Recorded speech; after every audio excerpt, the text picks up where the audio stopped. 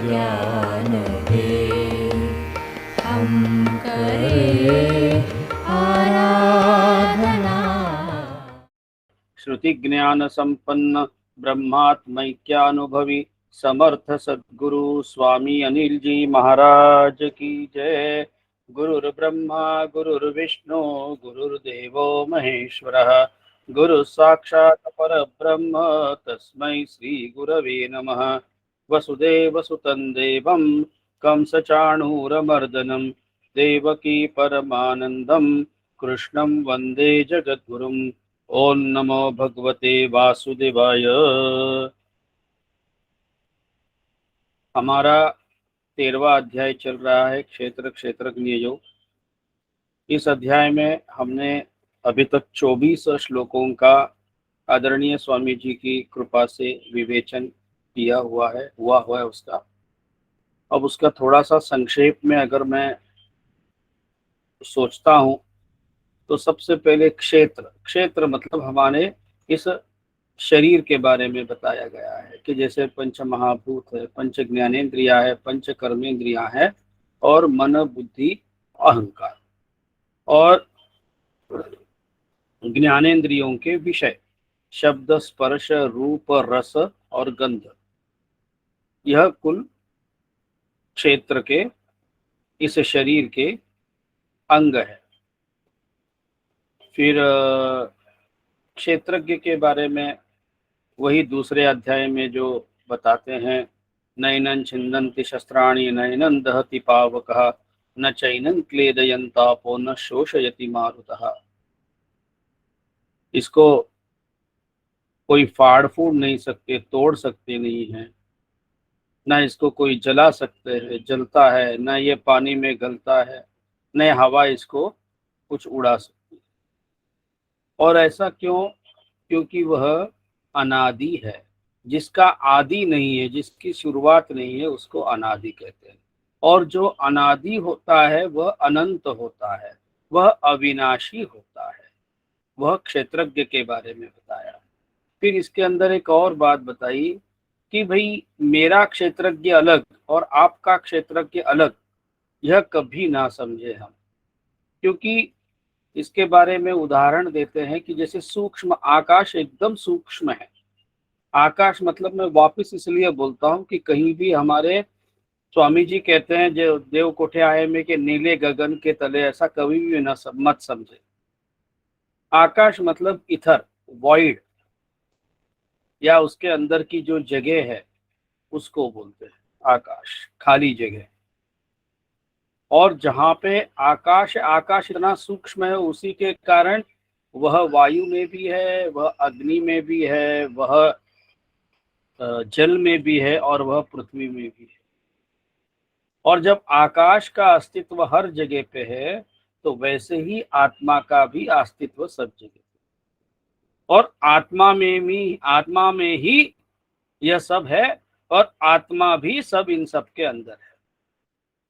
और फिर हमने यह भी देखा कि तदंतरस्य सर्वस्य तदु सर्वस्यास्य बाह्यतः, यह जो सुगवे का जो ब्रीद वाक्य है, परमात्मा हर जगह, हर चीज, हर वस्तु के बाहर और हर वस्तु के अंदर है। सर्वम खलु इदम ब्रह्मासि, जो है केवल ब्रह्म है। फिर हमने यह भी देखा कि त्वमेव केवलं कर्तासि धर्तासि हर्तासि, और फिर त्वमेव सर्वं खलु इदम ब्रह्मासि, कर्ता भी वही है, धर्ता भी वही है, और ये संसार में जो भी हो रहा है कारण वही है, लेकिन कार्य वह करता नहीं। कार्य केवल उसके अस्तित्व मात्र से ही होता है। फिर महेश्वर का कल हमने जिक्र किया कि महेश्वर क्या है कि सभी जीवों में, 84 लाख योनियों में जितने जीव है वो सब में आत्म रूप में परमात्मा है, और इसलिए महान ईश्वर है, मतलब सर्वव्यापी है और महान है, अत्युत्तम है, इसलिए उनका एक नाम महेश्वर कहा गया है। और फिर आगे हमने देखा, कल 24वें श्लोक में हमने देखा कि कितने मनुष्य शुद्ध हुई सूक्ष्म बुद्धि से ध्यान के द्वारा में हमने देखा कि छठे अध्याय का जो आत्म संयम योग है उसके अंदर का ध्यान कैसे करने का, आसन कैसे रहने का, और फिर कैसे योगाभ्यास करके अपना मन एकाग्र करना है, ताकि एकाग्र हुए मन में चित्त शुद्धि होती है, फिर ध्यान धारणा होने लगती है, और फिर समाधि की अवस्था तक भी हम पहुंच सकते हैं। और स्वामी जी कहते हैं कि यह जो सम्यक स्थिति है, सम्यक समाधि मतलब सम्यक स्थिति, मतलब एक ही भाव होना, एक ही भाव हो जाना अपने आत्म से, अपने अंदर की चेतना से, अपने अंदर के ज्योति से। वह जो समत्व भाव हो जाता है, तब वह स्थिति जो है बहुत अत्युत्तम मानी गई है योग में, मतलब उच्चतम।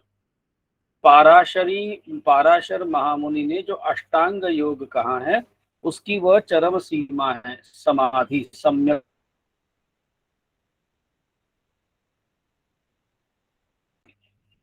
अब स्वामी जी कहते हैं कि समाधि का भी व्युत्थान होता है। 12 महीना 24 घंटा कोई सम्यक स्थिति में शारीरिक अवस्था में बना नहीं रह सकते। फिर जैसे ही व्युत्थान होता है तो तुरंत यह संसार के दुख, संसार की परेशानियां, कामनाएं, इच्छाएं, वासनाएं अपना पीछा नहीं छोड़ती। तो इसमें यह कमी है, लेकिन यह ध्यान इसलिए जरूरी है कि स्वामी जी कहते हैं कि वैदिक सनातन धर्म में यहाँ तक कि अपने नित्य नियम के पूजा के बारे में भी बताया है, घंटी है, दिया है, उन सब का कोई न कोई महत्व है, वह करते रहना है। लेकिन वो करते रह करके सदैव यह बात गाढ़ बांध के रखनी है, यह मेरे चित्त शुद्धि के लिए है, और चित्त शुद्धि जैसे मेरी हो जावे, फिर मेरे को ज्ञान साधना के लिए वह चित्त शुद्धि महत्वपूर्ण है, वह आधार है चित्त शुद्धि। तो यह चित्त शुद्धि के लिए यह बहुत जरूरी है। इसीलिए वैसे शास्त्र भी यही कहता है कि योगश चित्त वृत्ति निरोधा, योग से चित्त वृत्ति, जो हमारा मन इधर उधर घूमता है, उसका निरोध हो जाता है, वह कंट्रोल में आ जाता है। जैसे चिंगारियां भटकती भटकती है, वैसे चिंगारियां नहीं निकलती, अपना मन स्थिर हो जाता है एक जगह पे। फिर दूसरी जगह पे परमात्मा ने कहा कि ज्ञान योग के द्वारा, ज्ञान योग के मतलब यह भगवान आदि शंकराचार्य जी का प्रणीत मार्ग है, यही वैदिक सनातन धर्म का अद्वैत सिद्धांत है। और यही आदरणीय स्वामी जी, आज उनके गुरु महाराज खप्ती बाबा, उनके गुरु महाराज खटेश्वर महाराज, ऐसी है जो सिद्ध गुरु परंपरा अद्वैत सिद्धांत की जो है, यह आदरणीय स्वामी जी ने यह परंपरा ऐसे ही बरकरार रखी हुई है। और यही परंपरा का आधार हमारा सुखवे है, और यही कारण है कि तदु अंतरस्य सर्वस्य तदु सर्वस्यास्य बाह्यतः, कि वही परमात्मा सबके अंदर बाहर है। और यह अद्वैत सिद्धि ही मुक्ति दिला सकती है। आत्म वस्तु के बारे में, आत्मा अविकारी है, अविनाशी है, अनंत है, अनादि है, यह सारे विशेषण आत्मा के। और क्यों? क्योंकि आत्मा किसी को दिखाई नहीं देता। आत्मा का कोई ऐसा नाम, रूप, स्थल, काल और क्रिया, यह जो 5 चीजें हैं, 5 विशेषण हैं, नाम, रूप, स्थल, काल और क्रिया, यह 5 रूप जब होते हैं तब किसी भी वस्तु का अस्तित्व माना जाता है। लेकिन ये पांचों चीजों में आत्मा नहीं ठहरती। पांचों चीजें आत्मा के लिए फेर है, क्योंकि आत्मा का कोई नाम कैसे रखोगे? कोई डिब्बी हो तो डिब्बी कहोगे, लेकिन ना कोई गोलाकार है ना और कोई है। आत्मा निर्गुण है और निराकार है, इसीलिए उसका कोई स्थल नहीं, उसका कोई काल नहीं, उसका कोई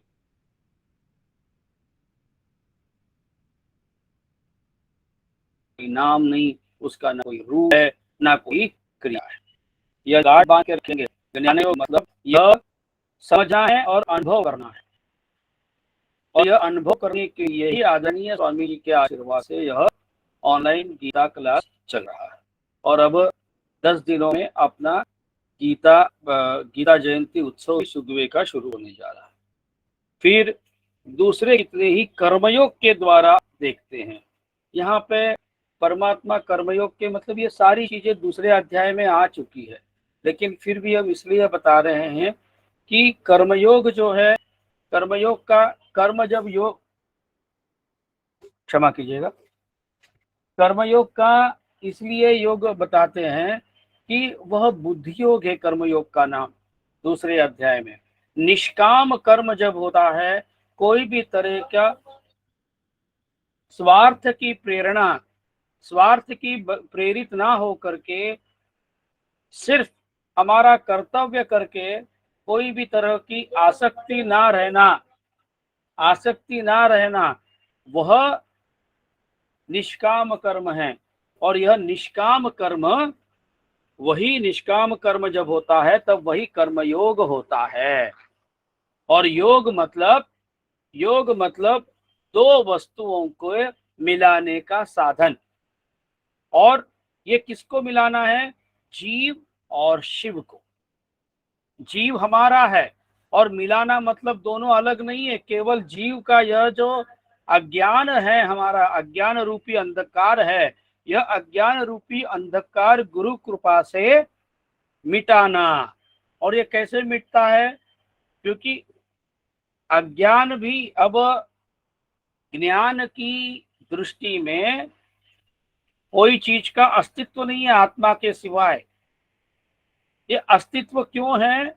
क्योंकि हम अपने आप को नाम, रूप, स्थल, काल और क्रिया, अहमता, ममता, वासना, कर्तृत्व भाव, भोक्तृत्व भाव, विषय, विकार, इन सब चीजों में हमने अपने आप को जकड़ के रखा है, सीमित बना के रखा है। और यही कारण है जिस समय यह सब गुरु कृपा से और अपनी साधना से हम मिटा सकेंगे।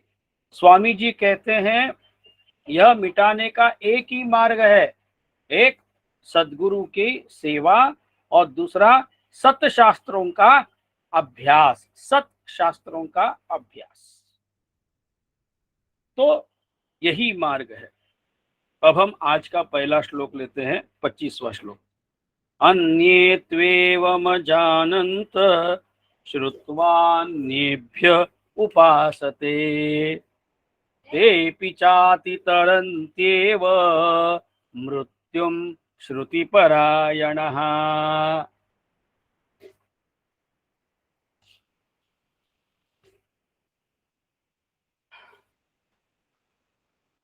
ఒక 10 నిమిషాల తర్వాత అమ్మ రాలేదు, అంతా అక్కడ కూడా మిగిలింది, అమ్మ ఇష్టం విద్య మీద।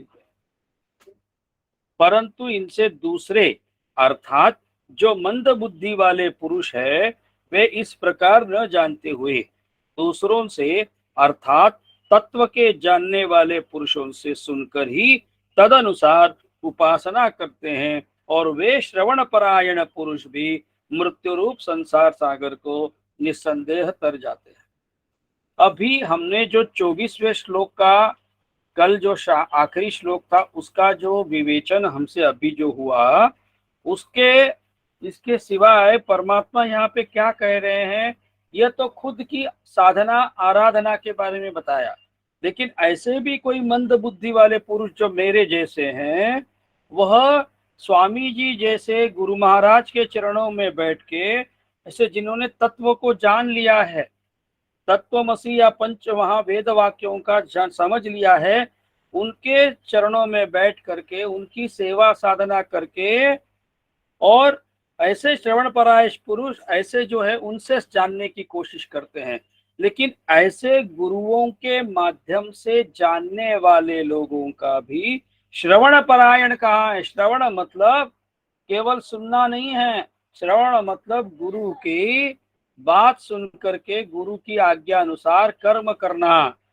क्योंकि श्रवण मनन निधिध्यासन, यह ज्ञान योग के मुख्य 3 साधना है। 3 वस्तुएं हैं जिनके कारण, 3 तरह की साधना है जिनके कारण हमें चित्त शुद्धि होकर के ज्ञान प्राप्ति के हम अधिकारी बन सकते हैं या मुमुक्षत्व मिल सकता है।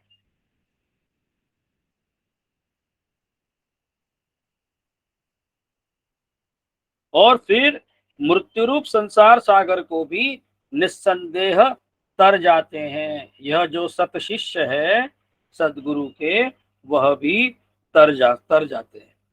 अब 26वां श्लोक। यावत् संजायते किंचित सत्वं स्थावर जंगमं क्षेत्र क्षेत्रज्ञ संयोगात् तद्विद्धि भरतर्षभ। हे अर्जुन, यावन मात्र जितने भी स्थावर जंगम प्राणी उत्पन्न होते हैं, उन सबको तू क्षेत्र और क्षेत्रज्ञ के संयोग से ही उत्पन्न जान। हे अर्जुन, यावन मात्र मतलब जितनी भी हमारी सोच जाती है, जितने भी हम जानते हैं विज्ञान,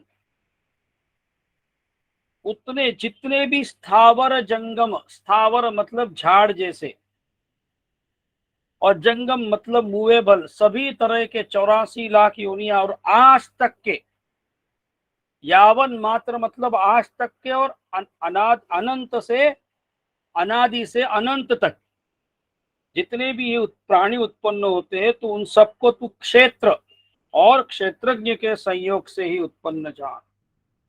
यह सूत्र है, इक्वेशन है, ध्यान रखिएगा, और कुछ है ही नहीं। किसी का भी, चाहे चूहे का शरीर हो या मच्छर का शरीर हो या हाथी का हो या आदमी का हो या मगरमच्छ का हो, डायनासोर का भी क्यों ना हो, कितना भी बड़ा पुराना झाड़ हो, इन सब का क्या है? क्षेत्र, वही परमात्मा क्षेत्र और क्षेत्रज्ञ के संयोग से ही बना हुआ है।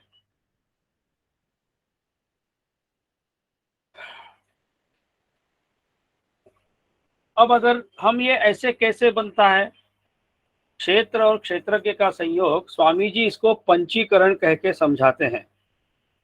यह पंचीकरण होता है, आज के अपने सुगवे के ग्रुप में गाड़गे वैनी ने ये उनके रोज के पोस्टिंग में एक केनोपनिषद का बात डाला है। ये बहुत इसी विषय से संलग्नित है और इसलिए है बहुत जरूरी है समझना। केनोपनिषद यह भी स्वामी जी ने अपने देव कोठे आय के अंतर्गत ही इनको भी जोड़ा हुआ है। यद वाचनाभ्युदितम येन वागभ्युदिते तथा येन वागभ्युदिते तदेव ब्रह्मत्वं विद्धि नेदम यदिदम उपासते। यहाँ पे यद वाचना येन वागभ्युदिते, यह बोल नहीं सकता है, लेकिन बोलते मतलब यह आत्म वस्तु के बारे में बता रहे हैं। यह खुद बोलता नहीं है, लेकिन इसके रहने से जो बोलने की शक्ति आती है, वह शक्ति इसके रहने से आती है। तदेव ब्रह्मत्वं विद्धि नेदम यदिदम उपासते, और वही ब्रह्म है जिसके कारण यह हम बोल पाते हैं। न इदम यदिदम उपासते मतलब यह वाणी बोल नहीं सकती खुद, ये उसके अस्तित्व के कारण, क्षेत्रज्ञ के रहने के कारण यह वाणी बोल रही है। यन मनसा न मनुते येनाहुर मनोमतम तदेव ब्रह्मत्वं विद्धि नेदम यदिदम उपासते। हमारा मन जो है, मन का कार्य जो सदैव सोचते रहता है, विचार आते रहते हैं, यह मन की शक्ति नहीं है। तदेव ब्रह्मत्वं विद्धि, वह परमात्मा का ही शक्ति है। न इदम यदिदम उपासते, नहीं तो इसकी ताकत नहीं है उपासना करने की। क्योंकि शास्त्र क्या कहता है? शास्त्र यह कहता है मन एव मनुष्याणाम कारणम बंध मोक्षयोः, मन ही कारण है बंध का या मोक्ष का। जब यह मन सत्संग में लगाया जाए तो यही मोक्ष का कारण बनता है, और जब यह मन एंजॉयमेंट में या भोग में लगा जाए तो यही मन बंधन में डाल देता है। यत् चक्षुषा न पश्यति येन चक्षुंषि पश्यति, मतलब ये आंखें जो देख रही है ये आंखों की ताकत नहीं है, इसके पीछे जो ब्रह्म वस्तु है क्षेत्रज्ञ है, और उसी कारण ये हो रहा है। यत् श्रोत्रेण न शृणोति येन श्रोत्रमिदगम श्रुतम तदेव ब्रह्मत्वं विद्धि नेदम यदिदम उपासते। यह जो हमारे कान जो श्रोत्र सुनने की जो शक्ति रखते हैं, यह उनकी शक्ति नहीं है, यह परमात्मा की शक्ति के कारण या क्षेत्रज्ञ के अस्तित्व के कारण यह चल रहा है। यत् प्राणेन न प्राणेन यह प्राणेन न प्रणीति येन प्राण प्रणीयते तदेव ब्रह्मत्वं विद्धि नेदम यदिदम उपासते। यह जो प्राण जो श्वसन क्रिया चल रही है, प्राण अपान व्यान उदान समान, यह जो प्राण के काम हो रहे हैं यह उनकी ताकत नहीं है, यह भी ब्रह्म की ताकत है। यह क्षेत्रज्ञ की अस्तित्व के कारण ये सब हो पा रहा है। और यही है, यह जो हमारे शरीर के जो अवयव है विभिन्न, जिन्हें आप पंच ज्ञानेन्द्रिया कहिए, पंच कर्मेंद्रिया कहिए, उनके विषय कहिए, जो भी ये शरीर के स्थूल सूक्ष्म जो भी अवयव है वह तभी कार्यरत होते हैं जब इनका क्षेत्रज्ञ के साथ मिलाप होता है। और इसीलिए यहाँ पे क्या कह रहे हैं, उन सबको तू क्षेत्र और क्षेत्रज्ञ के संयोग से ही उत्पन्न जान, ये इसका सूत्र है। समम सर्वेषु भूतेषु तिष्ठन्तं परमेश्वरम विनश्यत्स्व विनश्यन्तं यह पश्यति स पश्यति। जो पुरुष नष्ट होते हुए सब चराचर भूतों में परमेश्वर को नाश रहित और समभाव से स्थित देखता है, वही यथार्थ देखता है। देखिए, जो पुरुष नष्ट हो रहा है मतलब हमारे मृत्यु के पहले, और कल ही हमने इस बात का निकाला जिक्र किया कि यह शरीर कब जाएगा ये पता नहीं। तो इसीलिए जो पुरुष नष्ट होते हुए सब चराचर भूतों में परमेश्वर को नाश रहित, ये शरीर नष्ट होता है, ये क्षेत्र नष्ट होना है, लेकिन क्षेत्रज्ञ नष्ट नहीं होता। और ऐसा जो समभाव से स्थित देखता है, और ये एक जीव का या मेरा इंसान नहीं, सभी जितनी भी जीव है उन सब जीवों का क्षेत्र नष्ट होता है, क्षेत्रज्ञ कभी नष्ट हो नहीं सकता। यह सदैव ध्यान रखने वाला और जिनके दृष्टि में क्षेत्रज्ञ कभी नष्ट नहीं होता, यह तय हो गया, और क्षेत्र तो नष्ट होना ही है, ऐसा जो सोचेगा वह जो है समभाव से जो देखता है वही यथार्थ देखता है। और ये कब संभव होगा, जब यह शरीर की चर्म दृष्टि जाकर के गुरु कृपा से ज्ञान दृष्टि हम प्राप्त करेंगे, तब यह विज्ञान है। विज्ञान में आपको यह शब्द विज्ञान है अनुभव के लिए इस्तेमाल कर रहा हूँ। यह जो त्वं ज्ञानमयो विज्ञानमयो सी भी बात कही गई है, इसके पीछे भी यह ऐसा ज्ञान जो तर्क से, जो ऐसा सिद्धांत है जो आप सिद्ध कर सकते हैं तर्क से, और इसीलिए जो सिद्ध कर सकते हैं उसको विज्ञान कहते हैं। समम पश्यन्नि सर्वत्र समवस्थितमीश्वरम न हीनस्त्यात्मनात्मानं ततो याति परांगतिम। क्योंकि जो पुरुष सब में समभाव से स्थित परमेश्वर को समान देखता हुआ अपने द्वारा अपने को नष्ट नहीं करता, इससे वह परम गति को प्राप्त होता है। देखिए, यहाँ पे परमात्मा ने इतनी बड़ी बात कही है, जो पुरुष सब में समभाव से स्थित परमेश्वर को समान देखता है, ऐसी व्यक्ति जो हर व्यक्ति को, अब हर व्यक्ति के अंदर उसका चेहरा नाम रूप ये ना, इन सब को प्रायोरिटी ना दे करके जो आत्म वस्तु है, जो क्षेत्रज्ञ है, उसको जब वो प्राथमिकता देता है, तब क्या होगा, अपने द्वारा अपने को नष्ट नहीं करता। ये कैसा होता है, जैसे आज गोराड़ी जी के कारण मेरा कोई नुकसान हुआ, ऐसा हम जब कहते हैं तो पहले तो गोराड़ी जी मेरा नुकसान कर सकते हैं, इस बात पे पहला मेरा विश्वास हुआ। नंबर 2, एक और बात जो मैं प्राय सदैव कहता हूं, मैं मतलब कोई भी व्यक्ति, कि ईश्वर के कृपा के बगैर झाड़ का पत्ता भी नहीं हिल सकता। अगर यह बात सत्य है कि ईश्वर के कृपा के बगैर झाड़ का पत्ता नहीं हिल सकता, तो क्या गोराड़ी जी मेरा नुकसान करा सकते हैं? क्या गोराड़ी जी मेरा फायदा करा सकते हैं? नहीं हो सकता। तो गोराड़े जी मेरे प्रारब्ध के अनुसार, उनसे कोई, उनको ऐसी कोई प्रेरणा हुई कि उनके कुछ करने से या उनके कुछ ना करने से मेरा फायदा या नुकसान हुआ, ये तो प्रकृति के गुणों के कारण हुआ है। और प्रकृति के गुण भी किसी से प्रेरित होकर नहीं करते, वो केवल मेरा प्रारब्ध से प्रेरित होकर के वो कार्य होते रहता है। और इसीलिए यह जो भी है, जाहि विधि राखे राम ताहि विधि रहिए, सीताराम सीताराम सीताराम कहिए, या फिर ठेविले अनंते तैसे चिरावे चित्ती असु द्यावे समाधान। इन सब बातों का सार क्या है कि भाई इस संसार में जो भी होता है ये प्रकृति के गुणों का आपस का खेल है।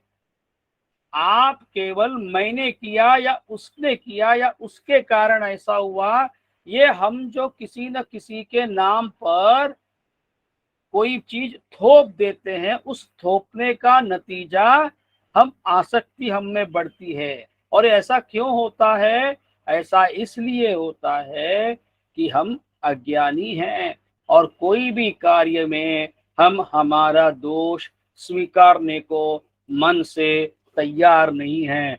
मुझसे गलती, अरे कभी भी संभव नहीं।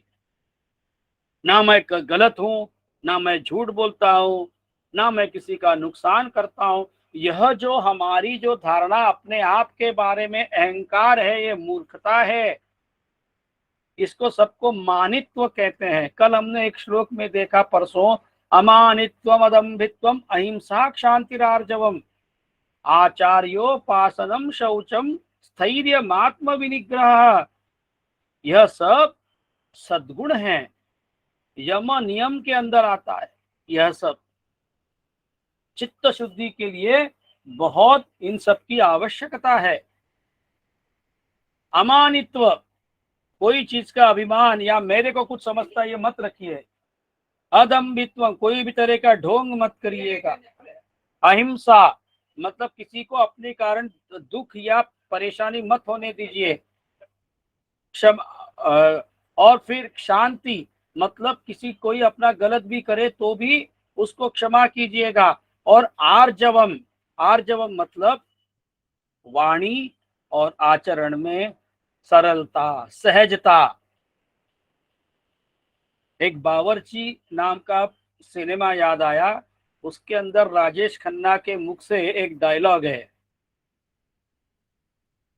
It is very easy to be happy but very difficult to be simple. तो अपने को सिंपल होना है, सहज होना है, यह ध्यान रखे अपने। और जो ऐसा देखता है वह अपने आप को नष्ट नहीं करता और वह परम गति को प्राप्त होता है। यह हम मुक्ति की बात यहाँ पे हो रही है, ध्यान रखें सब श्रोताओं। यह बात कोई व्यवहारिक वस्तु हासिल करने की नहीं हो रही है। यह बात जन्मों जन्म का, ये जन्म मृत्यु का फेरा खत्म होने की बात हो रही है। इसलिए सब लोग सावधान रहे। हम जो अभी हमारे मुख से जो स्वामी जी बुलवा रहे हैं, यह ऐसा अलौकिक ज्ञान है कि यह सब हमको सुनना है। एक बार सुन लेंगे तो परमात्मा की कृपा और स्वामी जी के आशीर्वाद से यह हम टारगेट रख सकते हैं अपने जीवन का, and we have to achieve this target. Better late than never. और आज से, अभी से मैं शुरू करता हूं, मेरे गुरु महाराज की आज्ञा लेता हूं, उनसे पूछता हूं कि मैं पहले क्या पढूं और कैसे मेरा इस अभ्यास को शुरू करूं।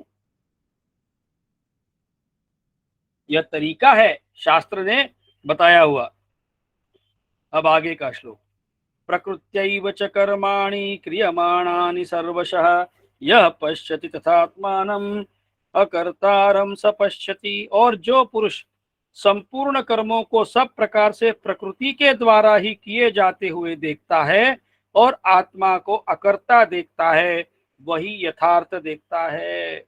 देखिए गुरु महाराज की कृपा कि यहाँ पे जो मेरे मुख से अभी निकला वही आगे के श्लोक में है कि यहाँ पे स्वामी जी कह रहे हैं, गुरु महाराज कह रहे हैं, जो पुरुष संपूर्ण कर्मों को सब प्रकार से प्रकृति के द्वारा ही किए जाते देखता है। एक्चुअली गुणा गुणेषु वर्तन्ते इति मत्वा न सज्जते, यह सूत्र है भगवत गीता का, शास्त्र का, सनातन धर्म का। यह प्रकृति के गुण हैं जिनके कारण यह सब हो रहा है, और उसको हम श्रेय लेते हैं कि मैंने किया या मेरे द्वारा हुआ, मैं नहीं होता तो नहीं होता ये, या हम हमारे अपने, ये तो मैं, मेरा मैं हो गया। फिर मोह कैसा होता है, ये मेरे बच्चे ने किया या मेरे पति ने किया या मेरे पत्नी ने किया या मेरे भाई ने किया या मेरी संस्था ने किया। नहीं नहीं नहीं, ऐसा कोई भी श्रेय मत लीजिएगा, ये प्रकृति के गुण हैं। हाँ, कहने के लिए कुछ भी व्यवहार के लिए कहिएगा, लेकिन ये मन में बात धारण रखिएगा, गार्ड बांध लीजिएगा। ये संसार में जो भी कर रहा है ऐसा हमको लगता है वह केवल हो रहा है। वास्तविक आत्मा अकर्ता है वही, और जो ऐसा देखता है वही यथार्थ देखता है। फिर अभी पंडित जी आपने केनोपनिषद के गाड़गे वैदी ने जो आज पोस्ट डाली वो पढ़े आप, कि वाणी अपने आप बोल नहीं सकती, मन चिंतन नहीं कर सकता, आंखें देख नहीं सकती, कान सुन नहीं सकता। जब ये बातें सत्य है, फिर आत्मा करता नहीं नहीं नहीं नहीं, नहीं, आत्मा करता नहीं है। केवल आत्मा मतलब चेतना द्वारा उसके रहने से ही वह कार्य, आपका शरीर काम कर रहा है। आत्मा तो इसीलिए उपद्रष्टानुमंता च, अभी जो कल हमने जो श्लोक किया वो उपद्रष्टा है, वो इतने करीब है। स्वामी जी इसी का उदाहरण बताते हैं, जो अगर आप सभी को स्मरण हो इस बात का कि स्वामी जी ने देव कोठे आहे में एक जगह पे ऐसा उदाहरण दिया था कि लोहे की सली, और जब वो क्या करते हैं वो वेल्डिंग, तब वो अग्नि से एक दूसरे को ऐसा तोड़ते हैं या जोड़ते भी, ऐसा कुछ होता है वो, तो वो ऊपरी हिस्सा जो है उस लोहे का वो अग्निमय हो जाता है। तो अपने को ऐसा लगता है कि वही अग्नि है, नहीं नहीं नहीं, वो होता तो लोहा ही है, लेकिन वह जो कार्य हुआ संपन्न वो अग्नि के कारण हुआ। वैसे जब अपने अपने को जो अग्नि दिखती है, वही अग्नि जो है वही परमात्मा का कार्य है। वो लगता है परमात्मा कर रहा है, लेकिन जो यह देखता है यह प्रकृति के गुणों का आपसी कमाल है। इसमें परमात्मा कुछ करता नहीं, ना कुछ देखता है, ना कुछ है, वो केवल तटस्थ है, केवल है, और वह भी तटस्थ है। यदा भूत पृथक भावम एकस्थमनुपश्यति तत एव च विस्तारम ब्रह्म संपद्यते तथा। जिस क्षण यह पुरुष भूतों के पृथक पृथक भाव को एक परमात्मा में ही स्थित तथा उस परमात्मा से ही संपूर्ण भूतों का विस्तार देखता है, उसी क्षण वह सच्चिदानंद घन ब्रह्म को प्राप्त होता है। जिस क्षण यह पुरुष, ध्यान रखेंगे, मैं वापिस इस बार एक और बार बताता हूं, यह पुरुष मतलब स्त्रियों को इसमें से निकाला ऐसा नहीं। स्त्री हो, पुरुष हो, जानवर हो, पशु हो, पंछी हो, 84 लाख योनियों में सब जगह पे वही पू सया इति पुरुषः, नखशिकांत वही परमात्मा का आत्म वस्तु छिपा हुआ है, चेतना छुपी हुई है। इसीलिए सबका यह जब पुरुष कहते हैं वो परमात्मा दर्शक है, यह इंसान का पुरुष नहीं है, यह लिंग भेद नहीं है। जिस क्षण यह पुरुष भूतों के पृथक पृथक भाव को एक परमात्मा में स्थित, देखिएगा पृथक पृथक भाव मतलब अलग अलग। जैसे कल हमने एक दृष्टांत देखा, स्वामी जी ने बताया हुआ कि कोई समुन्दर किनारे हजारों मिट्टी के छोटे छोटे घड़े रखे हो जल भर के, तो जैसे सूर्य के किरण गिरते हैं तो हजारों सूर्य दिखते हैं, तो क्या हजारों सूर्य पृथक पृथक मतलब अलग अलग। तो वैसे ही भाव को एक परमात्मा में स्थित देखते, एक ही सूर्य में ये सब है ऐसा देखते हैं। उस परमात्मा से ही संपूर्ण भूतों का विस्तार है। एकोहम बहुश्याम प्रजायते, यह जो देखता है, यह जो अनुभव करता है, उसी क्षण वह सच्चिदानंद घन ब्रह्म पर ब्रह्म को प्राप्त हो जाता है। ध्यान रखिएगा कि यह जो परब्रह्म को प्राप्त करने की जो बात हो रही है वह यही हो रही है कि ये पुरुष भूतों को, ये क्या अब भी हमने देखा कि आत्मा न देखता है, न बोलता है, न करता है, क्योंकि अभी हमने देखा कि आत्मा को अकर्ता, फिर ये कैसे पुरुष देखता है? क्या है कि इसमें डॉटेड लाइन यह है कि हमने अपने आप को सीमित करके रखा है। हम मतलब यह देह, हम मतलब मेरा कुछ कर्तव्य है, मेरे को कुछ भोगना है, मेरे को घर लेना है, मेरे को मेरे बच्चों की शादी करनी है, मेरा माँ का तबीयत देखना है, मेरे को ये मैं नहीं करूंगा तो कौन करेगा, मेरे को 4 पैसे है, मेरे को कल काम है। यह जो सब मैंने अपने आप को स्वार्थ प्रेरित कर्मों में, पारिवारिक कर्मों में, मोह माया के कर्मों में डाल रखा है, तो इसलिए मैं क्या हो गया, वो निस्सीम था, मैं अनंत था, अनादि था, उस रूप को भूल करके मैं क्या हो गया, जीव बन गया। मेरे इस परमात्मा स्वरूप को मैंने अपने आप को पिंजड़े में बंद करके रखा और अंदर से ताला लगा करके चाबी फेंक दी समुद्र में। और मैं बोल रहा हूं कि अभी मुझे बांध के रखा, मुझे बंद करके रखा है। और हमने किसको बांध के रखा है? हमने अपने आप को इस मोह माया के जंजाल में, हमने अपने आप को खुद को कैद कर रखा है।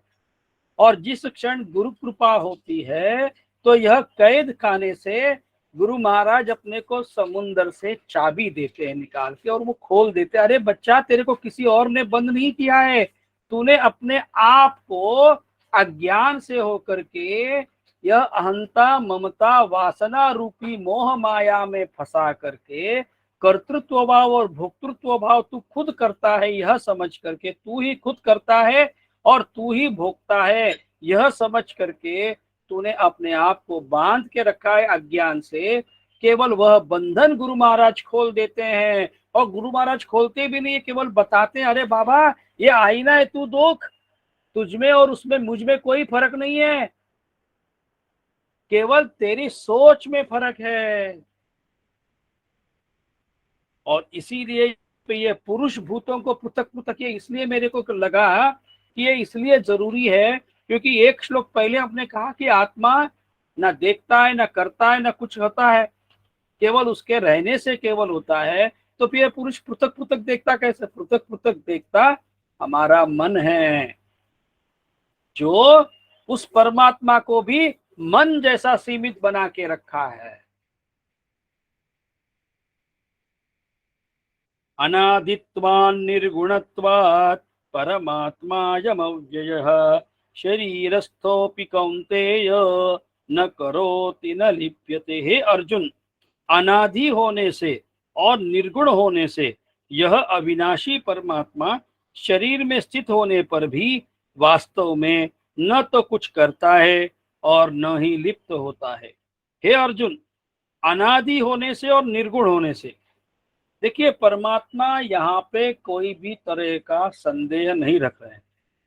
इन सब शब्दों के द्वारा परमात्मा अपने को यह बताना चाहता है, अनादि और निर्गुण यह परमात्मा के ही गुण है, जो आत्मा के ही गुण हैं। यह अविनाशी परमात्मा, और ये अनादि और निर्गुण होने से शरीर में कैसे स्थित हो गया? हमने जैसे देखा कि आकाश इतना सूक्ष्मतम है कि वो हर जगह पे व्याप्त है, वैसे उससे भी सूक्ष्म वह परमात्मा है। अणोरणीयान महतो महीयान, तो परमात्मा का वास सब जगह पे है, और इसलिए सब भूतों में है, सब जीवों में, 84 लाख योनियों में है। और इसीलिए वो सब जगह पे है, और वो निर्गुण भी है। केवल वह निराकार ही नहीं, वो निर्गुण भी है। और यह अविनाशी शरीर में स्थित होने पर भी वास्तव में न तो वो कुछ करता है, यह तो हमने पहले ही देखा हुआ है कि कुछ करता नहीं है, वो केवल उसके रहने से कार्य होता है।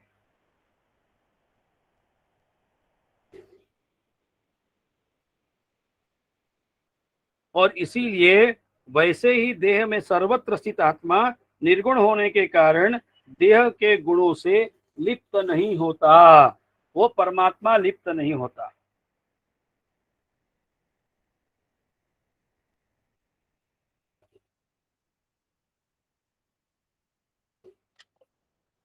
यथा प्रकाशयत्येक,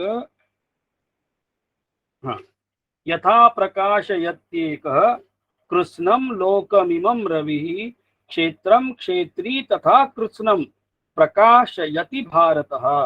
हे अर्जुन, जिस प्रकार एक ही सूर्य इस संपूर्ण ब्रह्मांड को प्रकाशित करता है, उसी प्रकार एक ही आत्मा संपूर्ण क्षेत्र को प्रकाशित करता है। ध्यान रखिएगा, यहाँ पे परमात्मा क्या बता रहे हैं कि जैसे एक ही सूर्य संपूर्ण ब्रह्मांड को प्रकाश कर रहा है, वैसे ही एक ही आत्मा संपूर्ण क्षेत्र को नखशिकांत वही प्रकाश कर रहा है। क्योंकि पूह शयति इति पुरुषः, वही पुरुष है जो नखशिकांत है, और वही सब में है।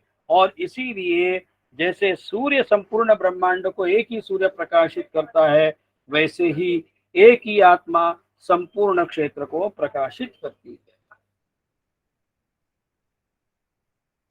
अब यहाँ पे हम रुकते हैं, और